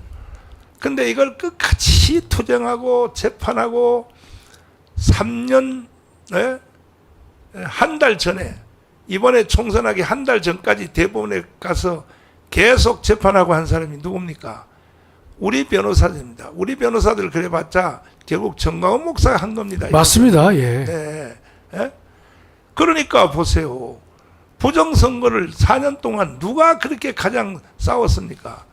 결국은 정광훈 목사가 한 겁니다. 그들이 했습니까? 하는 척 하다가 안 하잖아요. 근데 지금 부정선거가 다시 또 막 이슈가 되니까 또 뭐 막 부정선거를 가지고 일어나는 단체들이 막 수십 개가 막 일어나는데, 제발 그렇게 하면 안 됩니다. 안 되고, 모든 싸움은 같은 편끼리 하나로 뭉쳐서 해야 되고, 그리고 만약에 부정선거도 좋고 뭐도 좋고 다 좋고 어떤 이슈도 좋은데 그것을 광화문에서 뭐 500명 1000명 모아서 뭐 새로운 단체 만들어서 한다고 해서 된다 같으면 나는 안 해요. 이걸 힘든 일을 이걸 내가 왜 합니까? 이걸 뭐하다가 이걸 합니까? 안 된다니까요. 이거는 광화문에서 우리가 광화문 운동으로 인해서 일어난 이 운동이기 때문에 우리가 이것을 주도해서 하지 않으면 이제 안 됩니다. 그래서 이제 몇 가지 이제 여러분 중대한 광고를 드리려고 하는데, 이제는 혁명으로 맞짱 뜨지 아니하면 국가를 어느 정도 구석구석에 수리를 해서 쓸 수 없는 단계가 왔다. 여기까지는 여러분이 다 동의를 하시는데, 그러면 이제 혁명으로 해야 되는데, 혁명을 그럼 어떻게 할 것이냐. 이제 지금도 앞에 댓글 몇 개가 또 지나갔는데, 계속 선관위를 습격합시다. 선관위 앞에 가서 데모를 장시간 동안 합시다. 또 이렇게 이제 말들을 많이 하는데, 모든 게 순서가 있어요. 순서가 있는데, 일단은 학술적인 통계학적인 의심, 통계학을 전공하신 사람들은 부정선거 있었다는 걸 확신하는 거죠. 모든 통계학자들은. 이것은 제일 먼저 시작하신 분이 공병호 박사입니다. 공병호 박사가 원래 미국에서 박사학위 받으면서 경제 중에서도 통계 쪽으로 전공을 했기 때문에 제일 먼저 제기를 했어요. 사실은 지금부터 벌써 4년 전 아니라 5년 전, 6년 전부터. 공병호 박사님의 그 말이 맞아요. 부정선거 있는 것은 심정적으로는 확실히 맞는 거예요. 맞는데 물증을 못 찾아내는 거야. 물증을. 그냥 통계학적으로 이거 부정선거다 하는 것을 통계학자들이 10,000명이 모여서 해봤자 그거는 심정적인 것이지, 이것은 결과적으로 물증이 안 되는 거예요. 물증을 만들기 위해서 지금 이번에 우리가 3년 동안 재판해봤거든요. 부정선거 안 돼. 그리고 재판 자체를 열지를 않아요. 원래 부정선거는 6개월 안에 재판하게 돼 있죠. 맞습니다, 목사님. 근데 안 지켜요, 이거 다. 목사님 계속 끌다가 네. 목사님 몇 번 말씀하셨지만 한 달 한 달 전에 일괄 기각을 했더라고요. 맞아. 제가 너무 창피하더라고, 목사님. 아니 어떻게 대한민국의 법원이 대법원이 근데 일괄 기각할 수 있나? 저는 처음에 저걸 어떻게 처리할 것인가 궁금했거든, 목사님. 솔직해서 우리 시청자분들은 아시겠지만 자유통일당 우리 목사님께서 주관하셔가지고 우리 2명의 변호사가 법정 앞에서 데모까지 했습니다. 재판을 하도 안 열어주니까 재판 열어달라고 데모한 사람이 우리 특검단에서 한 거예요. 맞아요. 누가 다 인도하셨습니까? 네. 전 목사님이 하신 거 아니에요. 변호사 비용 내가 다. 그럼요. 그렇게까지 해서 재판을 열었음에도 불구하고 민유석 대법관이 와가지고 예컨대 다음 기일을 지정도 하지 않고 오늘 그만합니다. 그래서 참석하신 그 변호사들이 네. 손을 들고 싸웠어요. 맞아요. 당신 어디 가냐 말이지. 맞아요. 그렇게 싸운 사람이 어. 우리 저 특검단이에요. 맞아요. 그렇게 한 사람이 어디 있습니까? 맞아요. 부정선거한다고 하면서 맞아요. 제가 다른 분들을 제가 신뢰하거나 비난할 마음이 아니라 다른 사람들은 솔직히 해서 진정성이 없었어요. 그러나 우리 팀은 법원 앞에서 시위도 하고 변호사들이 시위했다니까 재판을 안 열어준다고. 맞아요. 그래서 열렸는데 민유숙 대법관이 그냥 들어가니까 당신 어디 가냐 말이지 라고 싸우는 바람에 법정에 있는 그 법원 직원들이 네. 깜짝 놀란 거예요. 맞아요. 왜냐하면 저 사람들은 대한민국에서 앞으로 변호사 일을 하려고 하느냐 안 하고 하느냐 할 정도로 맞아요. 대놓고 싸운 사람이 네. 특검단이에요. 맞아요. 그렇게 한 사람이 없다고요. 맞아. 그럼에도 불구하고 예컨대 저 목사님께서 부정선거에 대해서 관심이 없다느니 이런 말 하면요. 네. 정말 속 터지는 일이에요, 이게요. 맞아. 저는 그래서 마지막에 네. 이 인간들이 이걸 어떻게 처리할 것이냐 네. 좀 궁금했거든요. 제 인면 수심이라는 한 말이 맞는 게 한 달 전에 대법원에서 다 일괄 기각하더라고요. 네. 야, 저렇게 재판을 할 수도 있나. 네. 참 제가 한탄했어요. 무슨 한탄을요. 네, 맞아요. 예. 맞아요. 그래서 우리가 4년 동안 재판도 해봤고 법률적인 다툼도 해봤더니 이게 다 무너졌어. 판사들이 무너졌기 때문에 불가능하다는 것을 4년 동안 우리 경험을 해봤기 때문에 이제 우리는 어떻게 하려고 그러냐. 자, 이제 광고를 잘 들어주십시오.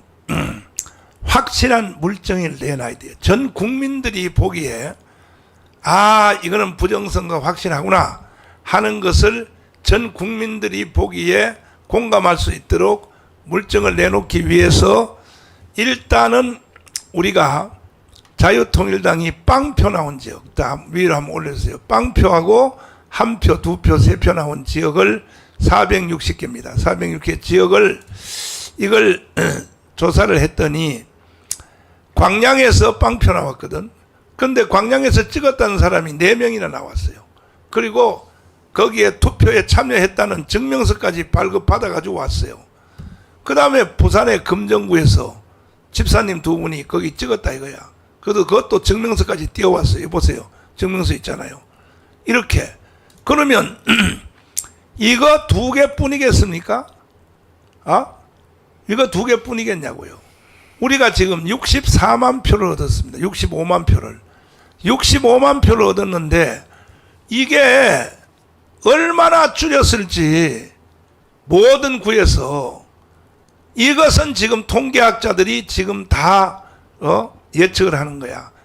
자유통일당을 얼마나 줄였는가. 그러니까 뭐 하나 하다가 한 표 플러스 하나 하다가 이거 계산이 다 나왔는데 장재현 박사가 이제 여기에 제일 이제 앞에 나오셔서 강력하게 설명도 하고 지목을 딱 했습니다. 헌법재판 중앙선관위에 5명 그 사람 이름까지 딱 지목을 했습니다. 요 사람들이 주범이다. 이 사람들이 가지고 있는 서버만 한 주일만 조사하면 천지가 뒤집어질 것이다.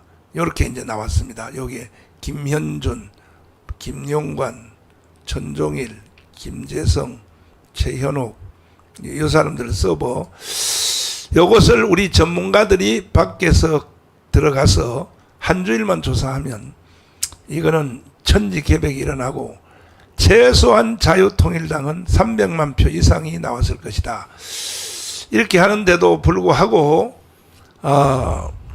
이것도 또 법적으로 우리가 중앙선관위에 들어가서 서버를 저녁에 문을 따고 들고 나오면 이것도 처벌받는단 말이야. 처벌. 그래서 그 전 단계로 뭘 하려고 그러냐 하면은 이제 광고를 잘 들어주셔야 됩니다. 전국에 투표를 한 지역이 14,000곳입니다. 투표소가.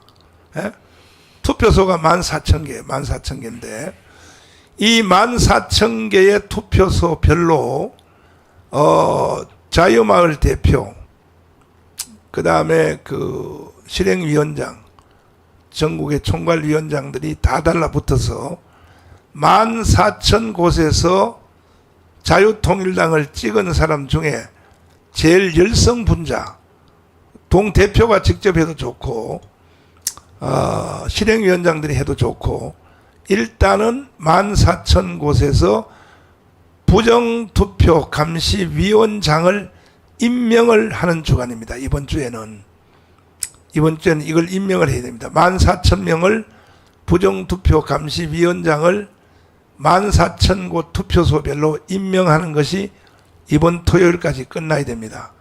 여기에 집중을 해달라는 것입니다. 이해하셨죠? 지금 방송에 들어오신 분이 6,473명인데 14,000명이 필요합니다. 14,000명. 14,000명 중에서 일단은 찍은 사람들, 우리를 찍은 사람, 자유통일당을 찍은 사람들 중에서 좀 더 열성 팬들이 14,000명을 거기다가 위원장으로 임명을 딱 해주시고, 이 임명을 위해서, 그걸 위해서 지금 우리가 뭐 하려고 그러냐면은 내일 모레 수요일 날입니다. 수요일 날 수원에, 자 보십시오. 수원입니다. 수원, 여기 광고 위로 띄워주세요. 자유통일을 위한 자유마을 국민대회 수원체육관입니다. 수원체육관. 여기 왜 수원에서 하느냐 하면 이게 자유마을 대표 3,518명, 그 다음에 광역위원장 해서 4,000명이 모일 장소가 여기밖에 없어요. 장소가 여기밖에 없습니다. 그래서 할 수 없이 이 장소를 선택한 겁니다. 그러니까 이거 광고 잘 보고 계시죠? 여기로 누가 참석해야 되느냐 하면 3,518명의 자유마을 대표 A조, B조 여기에 다 참석하시길 바랍니다. 참석 만약에 안 했다 그러면 바꾸려고 그래요. 이런데도 지금 혁명 폭풍 전야가 됐는데 나라가 지금 북한으로 연방제로 넘어가느냐, 대한민국이 존재하느냐는 이런 판세에 무슨 뭐 바쁘다 뭐하다 그래서 여기 안 오는 사람들은 그 자유마을 대표 할 자격이 없어요. 그러니까는 바로 바꾸려고 그럽니다. 바로 바꾸려고 그럽니다. 그리고 지금 조직 개편이 이루어지는 상태에서 계속 띄워놔요. 그 위로 띄워놓고 이 상태에서 지금 부작용들이 일어나는데 부작용 일으킬 필요 없어요. 제가 다시 말씀드립니다. 우리 자유마을, 우리 동네는 저 사람 때문에 안 돼, 저 사람 때문에 안 돼, 이렇게 하는데, 일단은 실행위원장은 앞으로 김종대가 임명하지 않겠습니다. 실행위원장들은 누가 임명을 하느냐 하면 동대표들이, 자기의 동에 속한 실행위원장들이 그 12명 가까이 됩니다. 12명에서 15명이 추대하도록 하겠습니다. 추대하도록 할 테니까 여러분들이 그걸 잘 아시고, 그걸 잘 아시고 추대입니다. 추대. 다시 말씀드립니다. 추대. 동대표들이 실행위원장을 추대하는 겁니다. 동대표들이. 그 다음에 동대표를 하기를 원하는 사람도 뭐 저 사람 때문에 안 돼, 이 사람 때문에 안 돼 하지 말고 갈라서 세요. 갈라서. 동대표도 3,518개인데 A조, B조를 만들라 그랬잖아요. 그러니까 싸우지 말고 12명 3단계 조직하면은, 그러면은 그렇게 하면은 동대표가 됩니다. 동대표가. 그러니까 동대표를 뭐 저 사람 때문에 안 돼 싸우지 마요. 제발 싸우지 말고, 같은 편끼리 싸우지 말고 조용히 나와서 자기가 따로 조직을 해요. 12명을 조직하면 동대표 임명하고, 그 다음에 그 밑에 또 12명 조직하면 그 다음에 거기서 동대표들이 추대를 하도록, 실행위원장을 추대하는 겁니다. 실행위원장 임명 안 합니다. 앞으로 동대표들이 추대를 하도록. 이게 민주주의야, 민주주의. 그러니까 뭐 우리 저 실행위원장은 일도 안 하고 말로만 시켜 먹기만 하고 실제로 움직이지도 않는다. 뭐 그런 신고가 나한테 수도 없이 들어왔어요. 들어왔는데 이제 필요 없어요. 그러지 말고 무기명으로 투표하세요. 무기명으로 우리 실행위원장은 누가 했으면 좋겠다 하는 것이 동대표들이 실행위원장들이 한 15명 정도 될 겁니다. 15명 동대표들이 모여서 무기명으로 투표를 해서 그래서 실행위원장을 세우시기를 바라고 그러면 이제 충돌 없어요. 그런데 거기서 이제 쫓겨난 실행위원장은 나 억울하다 그러면 새로 만들어요. 실행위원장은 또 새로 만들어. 실행위원장이 254개인데 앞으로 내가 1000개를 늘려서라도 만들어 줄 테니까 난 여기 대해서 인정할 수 없다. 왜 나를 따르는 사람이 이렇게 많은데 왜 나를 실행위원장에서 고문으로 또 위촉하냐 할 때는 따로 조직하세요. 따로 조직해서 12 조직해서 그러면 다시 실행위원장으로 복귀시켜 줄 테니까 그렇게 하시기를 바라고 이제 이해가 다 이제 되신 줄 알고 이것은 내일 모레 수요일 날 수원체육관에서 이것을 자세하게 설명합니다. 이번 한 주일 동안은 목표가 뭐냐면 14,000명 투표소 선거감시위원장을 임명하는 주간입니다. 14,000명이 필요합니다. 이것을 동대표들이 책임지고 14,000명을 완성해 주시기를 임명을 해 주시기를 바라고 선거감시단 위원장으로 임명된 사람은 자기 돈으로 대학 노트 한 권을 사서 이것을 가지고 자기가 투표한 것 알죠? 투표소 14,000곳에 투표소 앞에서 파라솔을 켜놓고 파라솔이 나간 것이 지금 14,000개가 나갔어요. 마침. 근데 이 파라솔을 지금 창고에 넣어놓고 쓰지도 않는 사람들은 넘겨주세요. 빌려주세요. 일단은 부정선거감시단에게 넘겨주시고 그래서 파라솔을 켜놓고 투표소 앞에다가 파라솔을 켜놓고 대학 노트 한 개를 놓고 거기다가 자유통일당을 찍은 사람들이 많이 있잖아요.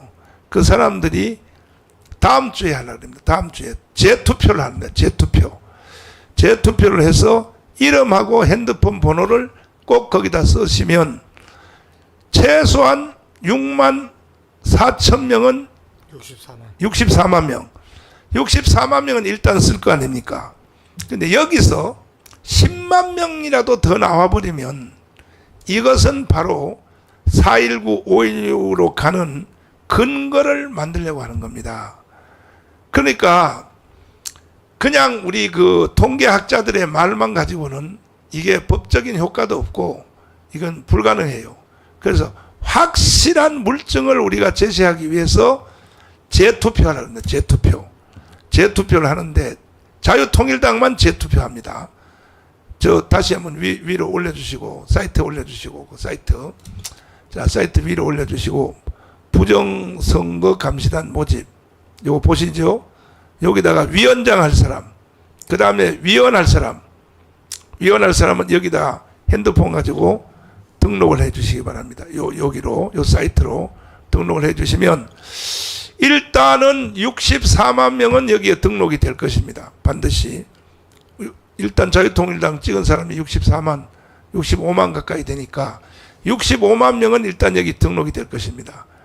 거기서 추가로 10만 명이라도 더 나오면 이거는 부정선거로 이것은 인정할 수밖에 없고 이거는 바로 헌법이 보장된 국민 저항권으로 다시 말해서 혁명으로 이렇게 하여 가기 위한 근거를 마련하기 위해서 이렇게 하는 것입니다. 만약에 이런 절차를 무시해버리고 그냥 바로 막 4.19나 5.16으로 막 가버리면요. 성공하면 영웅이 되고 실패하면요. 다 처형이야. 다 죽어야 돼. 그러나 우리는 이런 근거를 가지고 하면요. 법적으로 하자가 없어요. 이해가 되시죠? 이해가 되셨으면 이대로 실천을 해주시기 바라고. 우선 저기서 간단한 건데 네, 이제 14,000개의 부정선거 감시단 있잖아요, 목사님. 그렇죠. 제가 볼 때 명칭이 길어서 그냥 14,000개의 부정선거 감시단장을 뽑는다. 그렇게 하면 안 되나요, 목사님? 감시단 위원장으로 또 해야 되나요? 그냥 아니, 감시단장. 감시단장으로 하시죠, 그럼 뭐. 그래, 14,000개. 예, 좋아요. 말이 편하니까. 그거보다 더 줄일 수 없나? 그럼 감시단장, 14,000명의 감시단장을 위촉한다.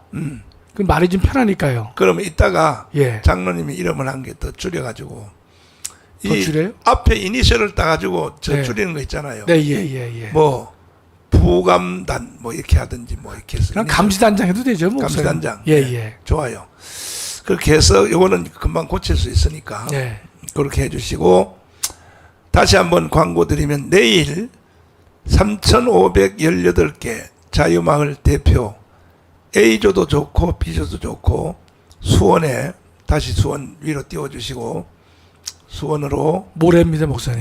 내일 모레 수원으로 총 집결해 주시기를 바랍니다. 이렇게 해야 우리가 혁명으로 맞짱 뜰 수 있고, 이렇게 되면은요, 대통령이 이제는 할 일이 생겨요. 뭐냐? 3개월 내로 재선거한다. 대통령이 그 옛날 이름으로 박정희 때는 긴급조치라고 있었는데 예. 지금은 그런 건 없죠.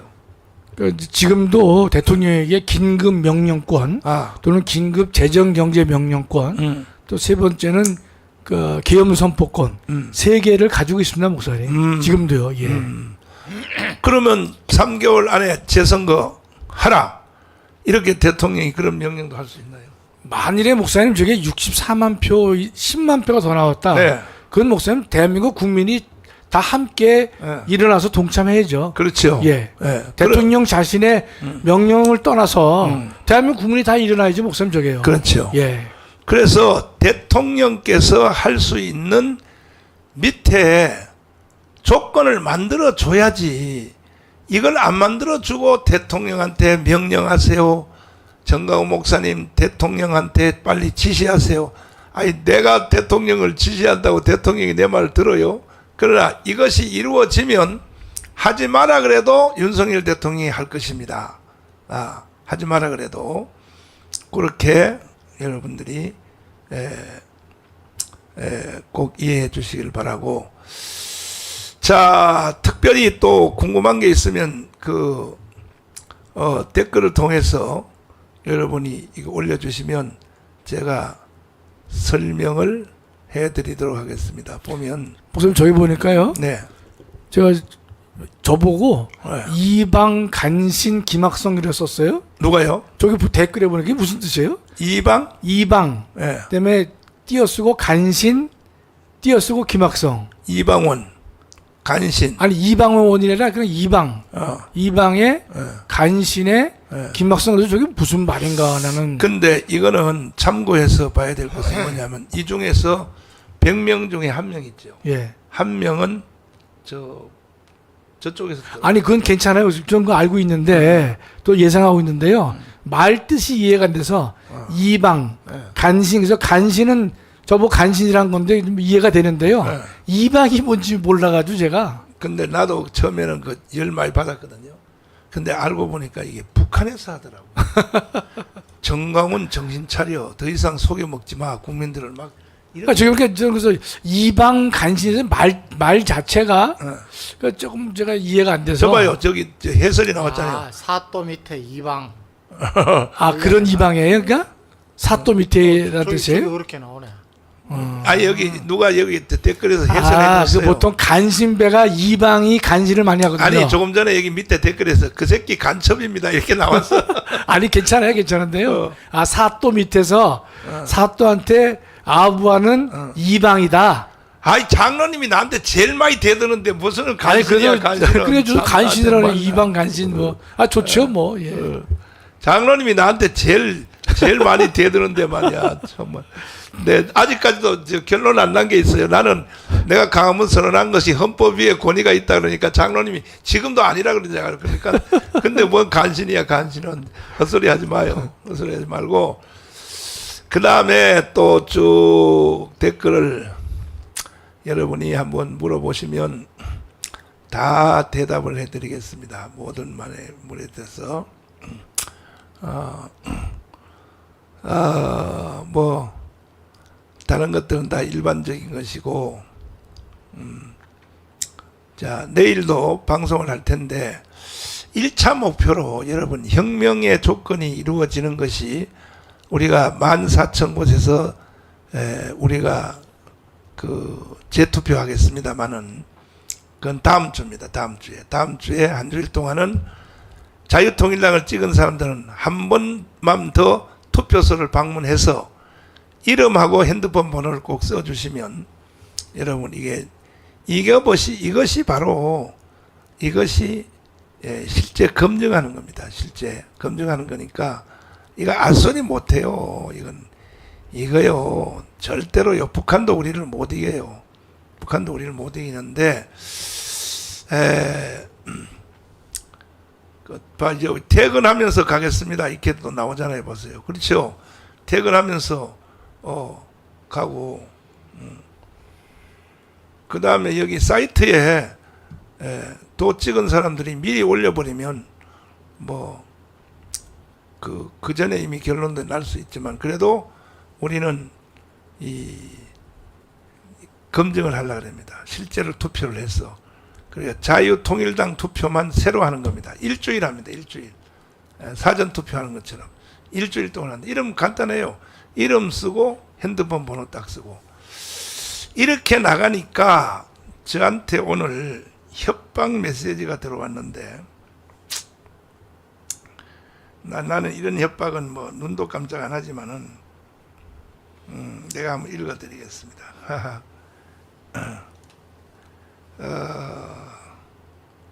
협박 메시지가 이제 들어왔는데 내용은 뭐냐?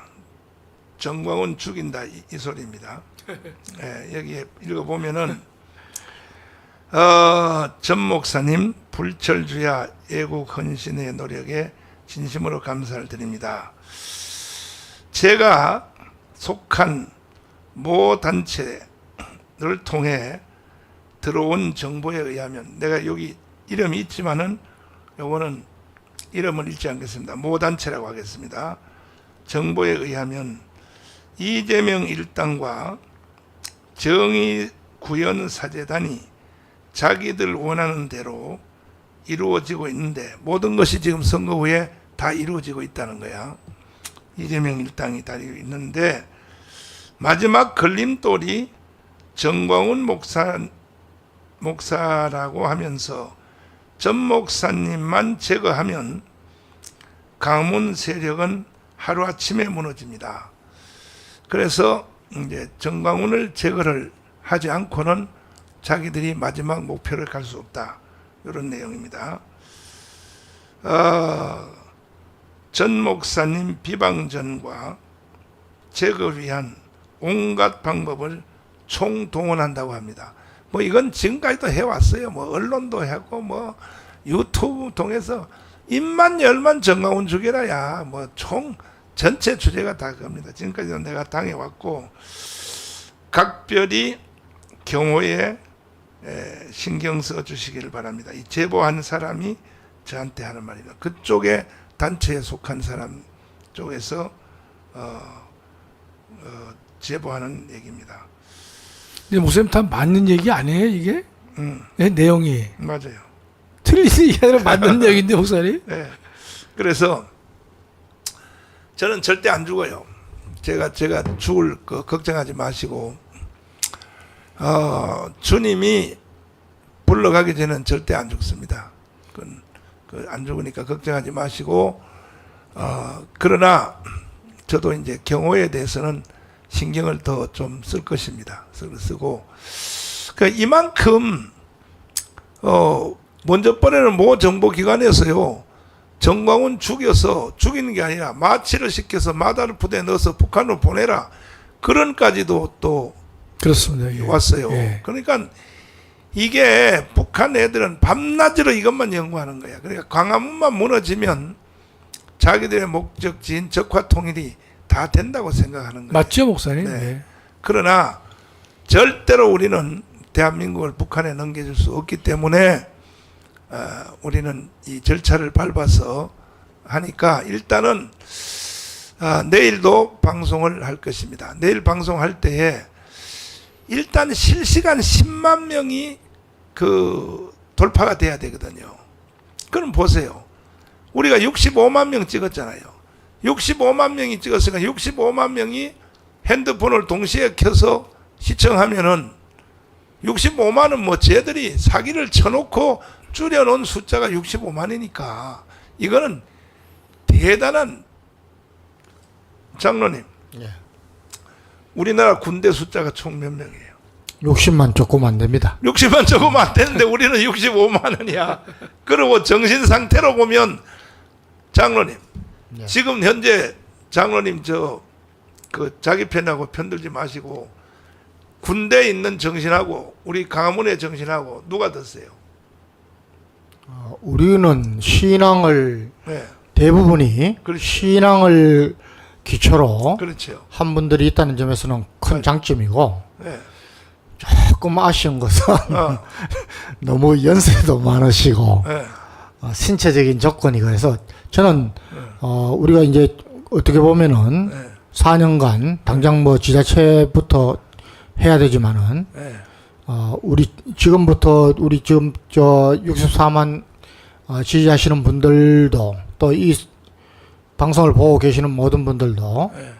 우리 연령을 조금 젊게 하면 좋겠습니다. 네. 예, 참 그 연세 많으시고 몸 불편하신 분들은 좀 편하게 고문으로. 이 운동을 하실 수 있도록 기도하면서 또 조언하시고 고문하시면 예, 돼요. 지금부터 이렇게 뭐 임원들을 뽑든지 이 감시단도 마찬가지입니다. 네. 좀 연령이 낮아져서 하면은 훨씬 더 효과적일 겁니다. 예. 군대는 훈련을 통해서 기강을 잡고 또 전투력을 앞세우지만은 우리는 훈련 못하지 않습니까? 네. 개별적으로 해야 됩니다. 그런데 훨씬 정신력은 우리는 자발적으로 하는데도 이런 인원들이 다 이렇게 뭐 연세, 신체적인 조건 관계없이 나서쓰는 이거 보면은 훨씬 더 마음이 든든합니다. 네. 여기 자꾸 혁명하러 간다고요. 계속 되풀이해서 묻는데 그래요. 혁명하려고 그래요. 이제는 4.19와 5.16 혁명이 일어날 때가 됐어요. 이거 조건을 만들기 위해 계속 똑같게 계속 쓰는데 어떤 분이 혁명하러 간다니까요. 왜 말이 많아. 혁명이 아니면 대한민국의 일부를 수리해서는 쓸 수 없을 정도가 됐다고요. 됐고 조금 전에 여기 댓글에서 64만 중에는 교회 안 다니는 사람도 많아요. 그렇지 않습니다.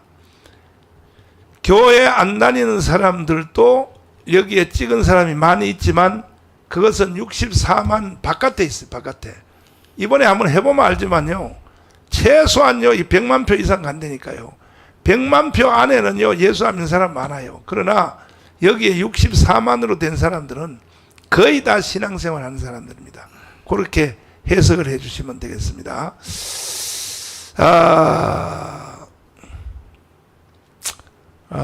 나머지는 또 내일 방송을 통해서 말씀을 드리겠습니다. 자, 내가 어제 설교하다가 이제 금손이 얘기했더니 여기 보니까 금손이들이 많이 있네 막 그래요. 자, 우리 김학선 교수님.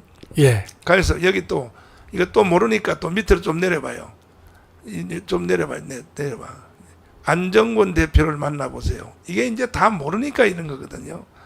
안정권 대표님이요. 한 달 전에 우리 교회 찾아와서 나하고 여러 가지 상의를 다 했어요. 그러니까 이거 모르니까 지금 뭐 안정권 대표를 만나보세요. 뭐 이렇게 하는데 안정권 대표님에 대해서 인천의 구치소에 갇혀 있을 때도 변호인단들이 우리 변호인단들이 다 이명규 또 여기 고영일하고 우리 변호인단들이 다 변호를 해서 지금 나온 상태입니다. 그러니까 안정권 대표님은 내가 너무 잘 알고 또 여러 가지 상의도 많이 현 상태입니다. 그렇게 아시기를 바랍니다.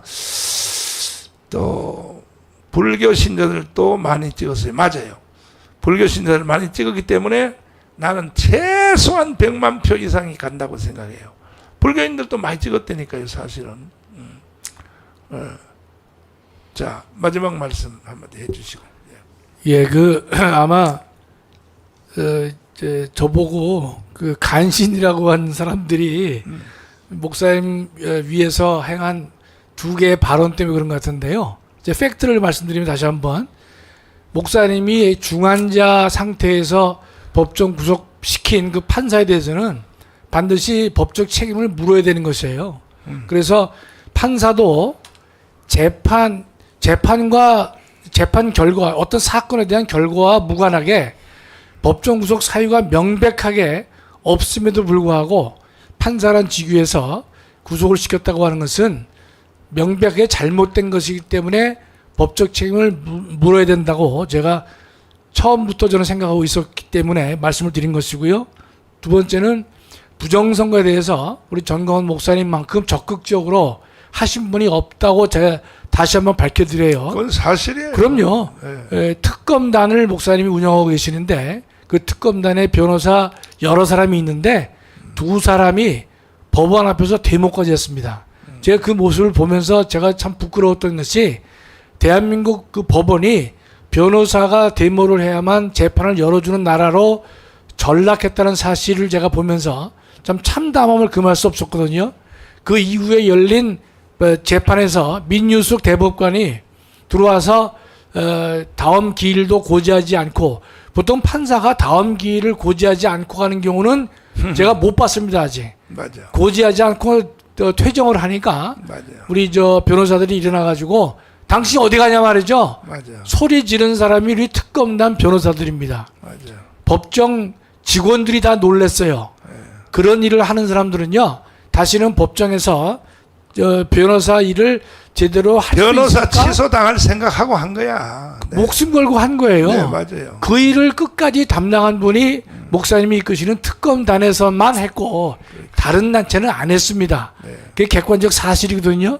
저는 이 사실을 이 사건을 어떻게 처리할까 궁금했지만 한 달 전에 그러니까 이제 총선 시작하기 한 달 전에 일괄 기각했다. 네. 일괄 기각이란 말은 일괄 다 이유가 없다는 것인데 거기에 구체적인 사유도 언급된 바 없이 이유 없다라고 내리는 법원의 태도를 보면서 정말 대법원이 대한민국의 사법정의가 사라져도 너무 사라졌고 저는 같은 뭐 이 법학 교수 입장에서 정말 부끄러움을 제가 느끼고 있다는 사실을 말씀드렸다는 것입니다. 네. 그다음에 마지막으로 부정선거에 대해서는 우리가 말로만 할 것이 아니라 나름의 중요한 증거를 확보하는 것이 중요하거든요. 맞아. 그래서 목사님께서 그 일을 하시는 것이니까 14,000명의 감시단장을 선출하는데 목사님께서 3,518개의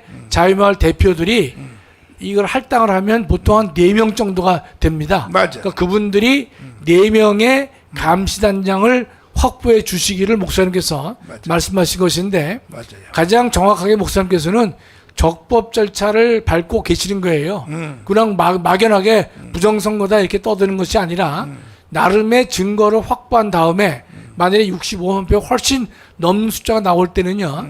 자유통일당이 선두에 서겠지만은 국민들이 자발적으로 이 혁명에 참여하리라고 저는 확신하고 있습니다. 자동으로 혁명이 일어나게 돼 있어요. 적극 동참해 주시기를 부탁드립니다. 불교 신자도 많이 찍었어요. 맞아요, 맞아요. 이 절반은 불교 신자들이 다 찍었어요. 자, 황선현 장군님. 예. 목사님께서 계속해서 4.19 혁명 정신 또 5.16 혁명 정신으로 국민들이 일어나야 한다고 말씀을 많이 하고 계십니다. 사실 목사님이 뭐 벌써 20년 이상을 애국운동을 해오셨지만은 목사님의 기본적인 철학은 우리 국민들의 지적 수준을 높이고 또 우리 교회도 우리 크리스찬들도 영적 수준을 높여서 정말 나보다는 나라를 위하고 또 우리 북한의 동포들도 품는 이런 예수한국 복음 통일을 하자는 것입니다. 여러분, 이 혁명이란 것은 뭐 무력혁명이 아닌 이상 뭘 뜻하느냐? 국민들 중에 다수 인원이 똘똘 뭉쳐서 이제는 안 되겠다, 바꿔놔야겠다, 예? 정치계도 바꿔야겠다, 국회의원들도 바꿔야겠다, 다 사법부도 바꿔야겠다, 이것을 하자는 것입니다. 이 폭발점에 이르려면은 많은 분들이 함께하는 것이 바로 혁명이라는 것이죠. 그래서 저는 이렇게 생각합니다. 오늘도 이제 그 너아라 TV 지금 저 TV1, 2가 다 이제 폭파돼가지고 3호로 하기 때문에 그런 좀 제한점도 있지만은 오늘 6,200여 명의 분들이 그래도 오셨습니다. 맞아요. 어렵게 생각하지 마시고 우리 여기 참석하신 분들, 댓글로 참석하시고 지금 동시 시청하시는 분들이 딱 다음 시간에 한 분만 더 해도 12,000명입니다. 맞아요. 예? 뭐 10명까지 갈 필요도 없습니다. 이렇게 하는 것이 내가 기도원 용사로서 내가 내 할 일을 하는 것입니다. 예, 목사님 뭐 밤잠을 안 주무시고, 예? 계속해서 이 부정선거에 관한 것만 해도 아주 복합적으로 하고 계십니다. 또 뭐 서로 많은 단체에서 또 초대해서 또 총괄적으로 힘을 합쳐서 하기 위해서 대표로 선임이 되셨고, 우리가 지금 거의 이 일을 하고 있는 것입니다. 그래서 저를 포함해서 여기 계신 여러분들은 각자가 제 할 일을 해야 되는 겁니다. 그래야 이게 혁명이 이루어집니다. 단시간에 해야 됩니다. 네. 예, 그걸 꼭 명심해 주시면 감사하겠습니다. 네. 자, 내일도 이제 방송할 것이고 또 오후에도 장일 목사님이 시간이 될지 모르지만 나와서 이 부정선거에 대한 제일 핵심이 보니까 이 당일 투표에는 별 문제가 없더라고요. 당일 투표는. 근데 이제 사전 투표 이틀 하잖아요. 이틀을 해서 이것이 우체국을 통하여 3단계, 4단계를 거쳐서 개표 현장으로 가는데 우체국에서 전달되는 이 과정에 큰 문제가 있는 것으로 지금 장학일 목사님이 이제 분석을 해서 이제 할 것입니다. 그래서 시간이 될지 모르지만은 오후에도 또 여러 강사님들이 나와서 부정투표에 대해서 설명을 해 주실 것입니다. 어쨌든 내일 또 10시 방송할 때는 10만 명 동시 시청 꼭 갈 수 있도록 여러분 함께 해 주시기를 바랍니다. 자, 우리의 영원한 구호 뭉치자 싸우자 이기자로 마치겠습니다. 자, 뭉치자 싸우자 싸우자 이기자 감사합니다. 수고하셨습니다. 네, 네.